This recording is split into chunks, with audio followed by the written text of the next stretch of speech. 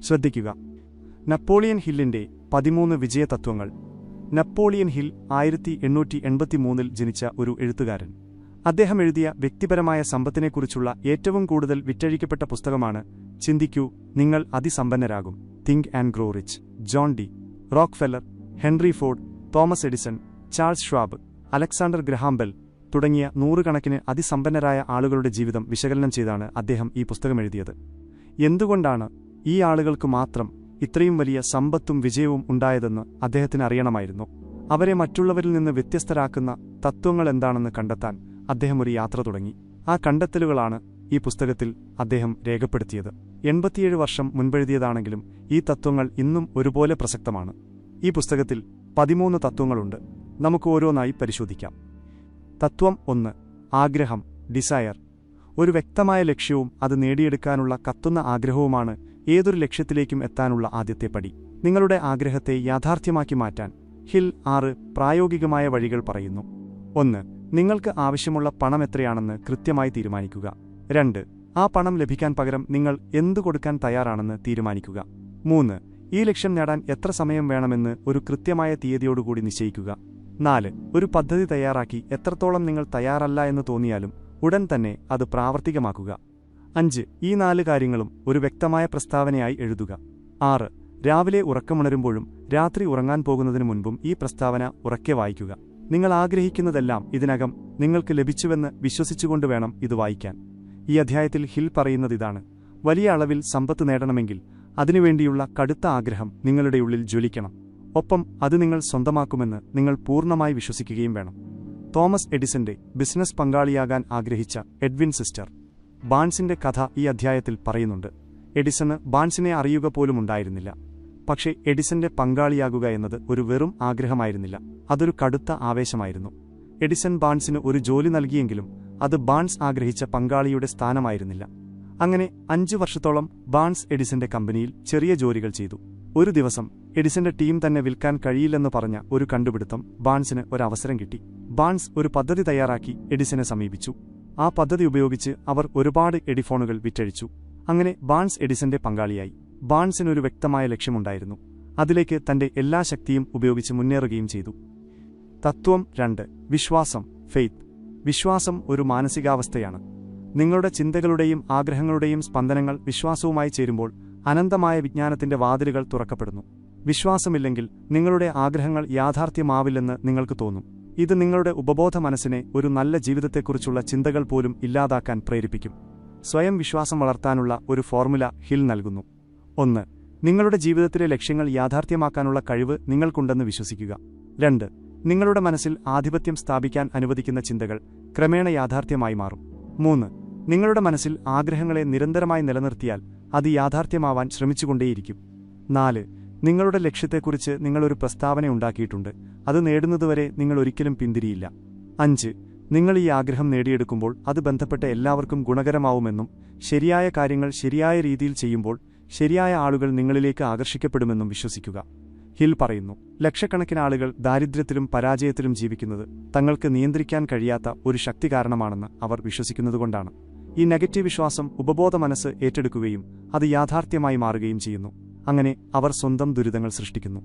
ഈ വാക്യത്തെ തിരിച്ചിട്ടാൽ വിജയിച്ച ആളുകൾ എങ്ങനെയാണ് ചിന്തിക്കുന്നതെന്ന് മനസ്സിലാക്കാം. നിങ്ങൾക്ക് സത്യത്തിൽ ചിന്തകളെയും വാക്കുകളെയും യാഥാർത്ഥ്യമാക്കി മാറ്റാൻ കഴിയും. ഏത് ചിന്തകളെയാണ് യാഥാർത്ഥ്യമാക്കേണ്ടതെന്ന് തീരുമാനിക്കേണ്ടത് നിങ്ങളാണ്. തത്വം 3. സ്വയം നിർദ്ദേശം, ഓട്ടോ സജഷൻ. നിങ്ങളുടെ ഉപബോധ മനസ്സ് പുതിയ വിവരങ്ങളെ എങ്ങനെയാണ് സ്വീകരിക്കേണ്ടതെന്ന് നിങ്ങൾ പഠിപ്പിച്ചിട്ടുണ്ടെങ്കിൽ അത് അതേ രീതിയിൽ പ്രവർത്തിക്കും. ഇത് നിങ്ങൾ ആഗ്രഹിക്കുന്ന ഫലങ്ങൾ എളുപ്പത്തിൽ നേടാൻ സഹായിക്കും. ഉപബോധ മനസ്സിനെ സ്വാധീനിക്കാൻ നിങ്ങൾ അതിന് നൽകുന്ന ചിന്തകൾ കൃത്യവും വൈകാരികമായ വിശ്വാസത്തോടെയുള്ളതുമായിരിക്കണം. ഹിൽ പറയുന്നു, നെഗറ്റീവോ പോസിറ്റീവോ ആയ ഒരു ചിന്തയ്ക്കും സ്വയം നിർദ്ദേശത്തിന്റെ സഹായമില്ലാതെ ഉപബോധ മനസ്സിലേക്ക് പ്രവേശിക്കാൻ കഴിയില്ല. 5. ഇന്ദ്രിയങ്ങളിലൂടെ വരുന്ന എല്ലാ വിവരങ്ങളും ബോധമനസ്സ് തടയുകയോ നിരസിക്കുകയോ ചെയ്യും. ബോധമനസ്സ് ഒരു കാവൽക്കാരനെപ്പോലെ പ്രവർത്തിക്കുന്നു. തത്വം 4. പ്രത്യേക അറിവ്, സ്പെഷ്യലൈസ്ഡ് നോളജ്. അടുത്ത പടി സാമാന്യമായ അറിവ് പണം സമ്പാദിക്കാൻ വലിയ ഉപകാരമില്ലെന്ന് മനസ്സിലാക്കുക എന്നതാണ്. എന്നാൽ ഒരു പ്രത്യേക വിഷയത്തിലുള്ള സംഘടിതമായ അറിവ് നിങ്ങളെ സമ്പന്നനാക്കും. ചരിത്രത്തിലെ ഏറ്റവും ധനികനായ ഒരാളായ ആൻഡ്രൂ കാർണഗി ഇക്കാര്യത്തെക്കുറിച്ച് ഇങ്ങനെ പറഞ്ഞു: എനിക്ക് സ്റ്റീൽ ബിസിനസിന്റെ സാങ്കേതിക വശം അറിയില്ല. അതിനെക്കുറിച്ച് അറിയാൻ എനിക്ക് താൽപ്പര്യവുമില്ല. സ്റ്റീൽ നിർമ്മിക്കാനും വിപണനം ചെയ്യാനും ആവശ്യമായ പ്രത്യേക അറിവ് എന്റെ മാസ്റ്റർമൈൻഡ് ഗ്രൂപ്പിലുള്ള വ്യക്തികളിൽ നിന്ന് ഞാൻ നേടി. ഇതിന്റെ അർത്ഥം സമ്പത്ത് നേടുന്ന ഒരാൾക്ക് എല്ലാ അറിവും വ്യക്തിപരമായി ഉണ്ടായിരിക്കണമെന്നില്ല. പകരം ഒരു കൂട്ടം വിദഗ്ധരുടെ സംഘടിതമായ അറിവിലേക്ക് പ്രവേശനമുണ്ടായിരിക്കണം. ഈ മാസ്റ്റർമൈൻഡ് ഗ്രൂപ്പാണ് ഒരു വിജയകരമായ സംരംഭത്തിന്റെ താക്കോൽ. തത്വം 5. ഭാവന, ഇമാജിനേഷൻ. മനുഷ്യന്റെ ഒരേയൊരു പരിമിതി അവന്റെ ഭാവനയെ ഉപയോഗിക്കുന്നതിൽ മാത്രമാണ്. ലോകത്തിലെ എല്ലാ വിജയകരമായ ഉൽപ്പന്നങ്ങളും സേവനങ്ങളും ഒരാളുടെ ഭാവനയിലെ ഒരു ആശയമായിട്ടാണ് തുടങ്ങിയത്. 2 തരം ഭാവനയെക്കുറിച്ച് ഹിൽ പറയുന്നു: സിന്തറ്റിക് ഭാവനയും ക്രിയേറ്റീവ് ഭാവനയും. സിന്തറ്റിക് ഭാവന ഇത് പഴയ ആശയങ്ങളെയും അനുഭവങ്ങളെയും നിരീക്ഷണങ്ങളെയും പുനഃക്രമീകരിച്ച് പുതിയൊരു രൂപത്തിൽ അവതരിപ്പിക്കുന്നതാണ്. ക്രിയേറ്റീവ് ഭാവന ഇത് പുതിയ ആശയങ്ങൾ ആദ്യം മുതൽ മനസ്സിൽ സൃഷ്ടിക്കുന്നതാണ്. ഇത് പ്രചോദനത്തിലൂടെയോ ഉള്ളിൽ തോന്നുന്ന ഒരു തോന്നലിലൂടെയോ ഉണ്ടാവാം. ഒരു ശക്തമായ ആഗ്രഹമുണ്ടെങ്കിൽ നിങ്ങൾ കാണുന്നതും അനുഭവിക്കുന്നതും പുതിയൊരു കാഴ്ചപ്പാടിലൂടെ കാണാൻ സാധിക്കും. ഇത് നിങ്ങളുടെ മനസ്സിൽ യാന്ത്രികമായി ക്രിയേറ്റീവ് ചിന്തകളുണ്ടാക്കും. ഇത് സ്വയം നിർദ്ദേശമെന്ന തത്വവുമായി ബന്ധപ്പെട്ടിരിക്കുന്നു. മനസ്സ് വളരെ വേഗത്തിൽ പ്രവർത്തിക്കുമ്പോൾ മാത്രമാണ് ഈ കഴിവ് ഫലപ്രദമാകുന്നത്. ശക്തമായ ആഗ്രഹത്തിലൂടെ നിങ്ങളുടെ മനസ്സിനെ ഉത്തേജിപ്പിക്കുമ്പോൾ ഇത് സംഭവിക്കുന്നു. കൂടുതൽ ക്രിയാത്മകമായ ചിന്തകളുണ്ടാക്കാൻ നിങ്ങളുടെ ചുറ്റുപാടുകൾ മാറ്റാൻ മടിക്കരുത്. ഒരു കാടിന്റെ നടുവിലൂടെ നടക്കുക, ഒരു കോഫി ഷോപ്പിലിരിക്കുക, അല്ലെങ്കിൽ ഒരു ലൈബ്രറിയിലിരിക്കുക. ഇതെല്ലാം നിങ്ങളുടെ ഉപബോധ മനസ്സിലെ ആശയങ്ങൾക്ക് തീ കൊളുത്താൻ സഹായിക്കും. തത്വം 6. സംഘടിതമായ പദ്ധതി, ഓർഗനൈസ്ഡ് പ്ലാനിംഗ്. പണത്തിനുള്ള ആഗ്രഹത്തെ യാഥാർത്ഥ്യമാക്കി മാറ്റാനുള്ള അടുത്ത പടി വ്യക്തവും പ്രായോഗികവുമായ ഒരു പദ്ധതി രൂപീകരിക്കുക എന്നതാണ്. ഹിൽ 4 കാര്യങ്ങൾ ശ്രദ്ധിക്കാൻ പറയുന്നു. നിങ്ങളുടെ പദ്ധതി നടപ്പിലാക്കാൻ ആവശ്യമുള്ളത്ര ആളുകളുള്ള ഒരു ഗ്രൂപ്പുമായി സഹകരിക്കുക. അവരുടെ സഹായത്തിനു പകരമായി നിങ്ങൾ അവർക്ക് എന്ത് തിരികെ നൽകുമെന്ന് തീരുമാനിക്കുക. ഒരു പ്രത്യേക അറിവുള്ള ആരും സൗജന്യമായി പ്രവർത്തിക്കില്ല. അത് പണത്തിന്റെ രൂപത്തിലായിരിക്കണമെന്നില്ല. ഒരുപക്ഷെ അവർക്ക് താൽപ്പര്യമുള്ള ഒരു വിഷയത്തിൽ നിങ്ങളെ സഹായിക്കുന്നതായിരിക്കാം. ഒരു കൃത്യമായ പദ്ധതി ഉണ്ടാക്കുന്നതുവരെ ആഴ്ചയിൽ 2 തവണയെങ്കിലും ഈ ഗ്രൂപ്പുമായി കൂടിക്കാഴ്ച നടത്തുക. നിങ്ങൾക്കും മാസ്റ്റർമൈൻഡ് ഗ്രൂപ്പിലെ അംഗങ്ങൾക്കും ഇടയിലുള്ള ഐക്യം തികച്ചും മികച്ചതായിരിക്കണം. ഈ തത്വങ്ങൾ പിന്തുടരുന്ന ഒരാൾക്കും താത്കാലികമായ പരാജയങ്ങളില്ലാതെ സമ്പത്ത് നേടാൻ സാധിക്കില്ല. പരാജയമുണ്ടാകുന്നത് നിങ്ങളുടെ പദ്ധതികൾ ശരിയാവാത്തതുകൊണ്ടാണ്. നിങ്ങൾ പരാജയപ്പെടുമ്പോൾ പദ്ധതികളിൽ മാറ്റങ്ങൾ വരുത്തി വീണ്ടും മുന്നോട്ടു പോകേണ്ടത് അത്യാവശ്യമാണ്. ഒരു വിജയി ഒരിക്കലും പിന്മാറില്ല. ഒരു പിന്മാറുന്നവൻ ഒരിക്കലും വിജയിക്കില്ല. A quitter never wins and a winner never quits. വലിയ നേതാക്കന്മാരെല്ലാം ആദ്യം നല്ല അനുയായികളായിരുന്നു. അവർ ബുദ്ധിശാലികളായ അനുയായികളായിരുന്നതുകൊണ്ടാണ് മഹത്തായ നേതാക്കളായത്. നേതൃത്വത്തിന് 11 പ്രധാന ഗുണങ്ങളുണ്ട്. 1. അചഞ്ചലമായ ധൈര്യം. 2. സ്വയം നിയന്ത്രണം. 3. നീതിബോധം. 4. തീരുമാനങ്ങളിലെ വ്യക്തത. 5. പദ്ധതികളിലെ വ്യക്തത. 6. കൂടുതൽ പ്രവർത്തിക്കാനുള്ള ശീലം. 7. ആകർഷകമായ വ്യക്തിത്വം. 8. സഹാനുഭൂതിയും മനസ്സിലാക്കാനുള്ള കഴിവും. 9. വിശദാംശങ്ങളിലുള്ള പ്രാവീണ്യം. 10. പൂർണ്ണ ഉത്തരവാദിത്തം ഏറ്റെടുക്കാനുള്ള സന്നദ്ധത. 11. സഹകരണം. ഏറ്റവും ബുദ്ധിയുള്ള മനുഷ്യന് പോലും ഒരു പ്രായോഗികവും നടപ്പിലാക്കാൻ കഴിയുന്നതുമായ പദ്ധതികളില്ലാതെ പണമോ മറ്റെന്തെങ്കിലുമോ നേടാൻ കഴിയില്ല.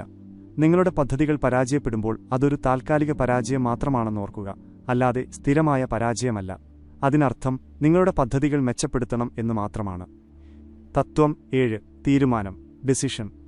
വേഗത്തിലും കൃത്യതയിലും നല്ല തീരുമാനങ്ങൾ എടുക്കുക എന്നതാണ് സമ്പത്തിലേക്കും ഒരു മികച്ച നേതാവാകാനുമുള്ള അടുത്ത പടി. നിങ്ങൾക്ക് എന്താണ് വേണ്ടതെന്നറിയാമെങ്കിൽ വേഗത്തിൽ തീരുമാനമെടുക്കാൻ എളുപ്പമാണ്.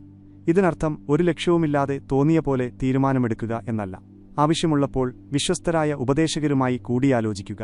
പക്ഷേ അന്തിമമായ തീരുമാനമെടുക്കേണ്ടത് നിങ്ങളാണ്. തീരുമാനമെടുക്കാനുള്ള കഴിവില്ലായ്മ പരാജയത്തിന്റെ പ്രധാന കാരണങ്ങളിലൊന്നാണ്. ഓർക്കുക, പിന്നീടാവാം എന്ന് പറയുന്നത് തീരുമാനമെടുക്കുന്നതിന്റെ വിപരീതമാണ്. ഒരു $1,00,000 സമ്പാദിച്ച 100 കണക്കിന് ആളുകളെ വിശകലനം ചെയ്തപ്പോൾ അവരെല്ലാവരും വേഗത്തിൽ തീരുമാനങ്ങൾ എടുക്കുന്നവരാണെന്ന് കണ്ടെത്തി. ആ തീരുമാനങ്ങൾ പതുക്കെ മാത്രമേ അവർ മാറ്റിയിരുന്നുള്ളൂ.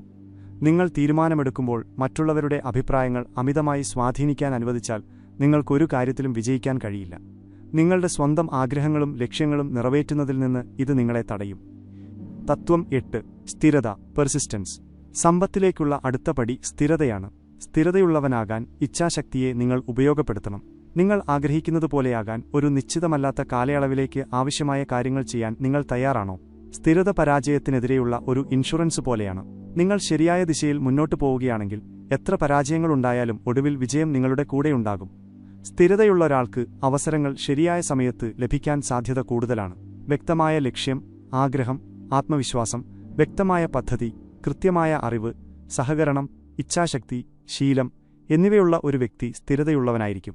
സ്ഥിരതയുടെ ശക്തിയെക്കുറിച്ച് കുറച്ചുപേർക്ക് മാത്രമേ അനുഭവപരിചയമുള്ളൂ. അവർ പരാജയത്തെ ഒരു താത്കാലിക പ്രതിസന്ധി മാത്രമായി കാണുന്നു.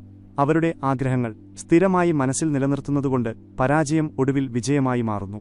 അതേസമയം ജീവിതത്തിൽ പരാജയപ്പെട്ട് പിന്നെ ഒരിക്കലും ഉയരാത്ത വലിയൊരു വിഭാഗം ആളുകളെ നമ്മൾ കാണുന്നു. തത്വം 9. മാസ്റ്റർ മൈൻഡിന്റെ ശക്തി. Power of the master mind. നിങ്ങളുടെ മാസ്റ്റർ മൈൻഡ് ഗ്രൂപ്പിന്റെ ശക്തിയെ ഉപയോഗപ്പെടുത്തുക എന്നതാണ് അടുത്ത പടി. മാസ്റ്റർ മൈൻഡ് എന്നത് ഒരു വ്യക്തമായ ലക്ഷ്യം നേടുന്നതിനായി അറിവുകൾ കൂട്ടിച്ചേർക്കുന്നതാണ്. മാസ്റ്റർ മൈൻഡിന്റെ ശക്തിയെ ഹിൽ 2 കാര്യങ്ങളായി വിശദീകരിക്കുന്നു. സാമ്പത്തിക നേട്ടം. നിങ്ങളുടെ ലക്ഷ്യത്തിനായി ഉപദേശങ്ങളും സഹായങ്ങളും നൽകാൻ തയ്യാറുള്ള ആളുകളുമായി സഹവസിക്കുന്നതിലൂടെ ലഭിക്കുന്ന സാമ്പത്തിക നേട്ടം. ആത്മീയ നേട്ടം. 2 അതിലധികമോ ആളുകൾ ഒരേ ലക്ഷ്യത്തിൽ ശ്രദ്ധ കേന്ദ്രീകരിക്കുമ്പോൾ ഒരു ഐക്യത്തിന്റെ ആത്മാവ് രൂപം കൊള്ളുന്നു. ഇത് നിങ്ങളെ ലക്ഷ്യത്തിലേക്ക് വേഗത്തിലെത്തിക്കുന്നു.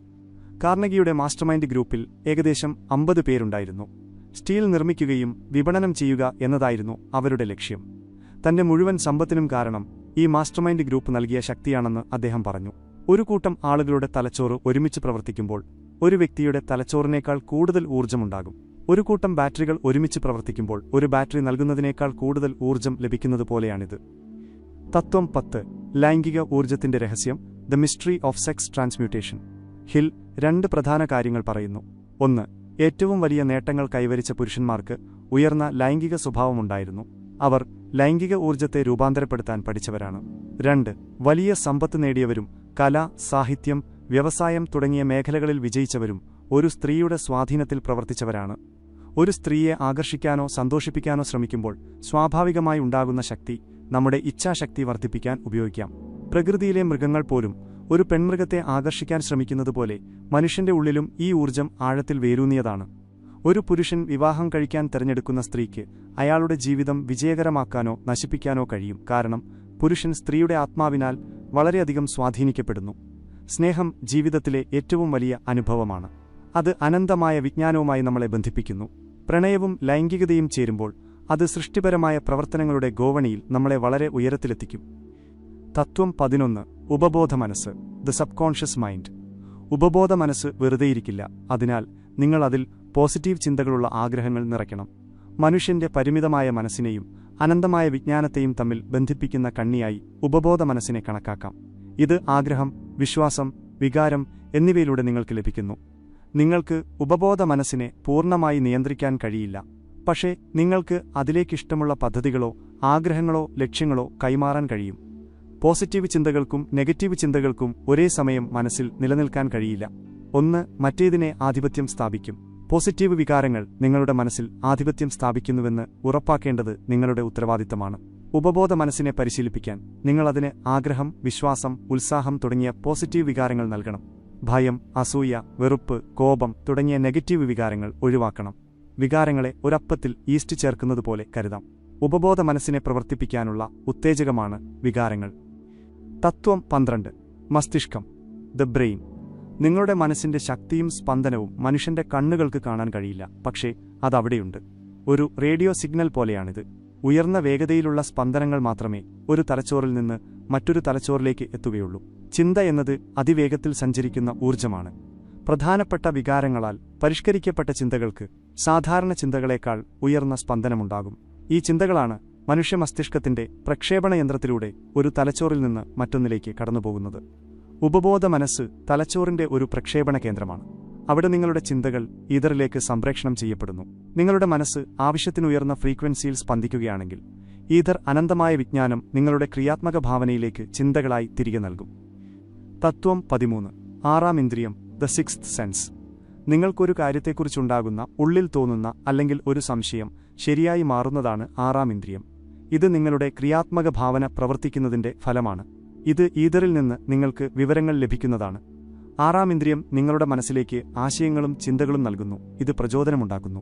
ഈ അധ്യായം ഉൾപ്പെടുത്തിയത് ജീവിതത്തിൽ ഒരു വ്യക്തിക്ക് എന്തും നേടാൻ സഹായിക്കുന്ന ഒരു പൂർണ്ണ തത്വശാസ്ത്രം നൽകുക എന്ന ലക്ഷ്യത്തോടെയാണ്. എല്ലാ നേട്ടങ്ങളുടെയും ആരംഭം ആഗ്രഹമാണ്. അതിന്റെ അവസാനത്തെ പടി ആത്മജ്ഞാനം, മറ്റുള്ളവരെക്കുറിച്ചുള്ള അറിവ്, പ്രകൃതി നിയമങ്ങളെക്കുറിച്ചുള്ള അറിവ്, സന്തോഷത്തെക്കുറിച്ചുള്ള തിരിച്ചറിവ് എന്നിവയിലേക്ക് നയിക്കുന്ന അറിവാണ്. ഇത്രയും വിവരങ്ങൾ ഒറ്റയടിക്ക് മനസ്സിലാക്കാൻ പ്രയാസമായിരിക്കും.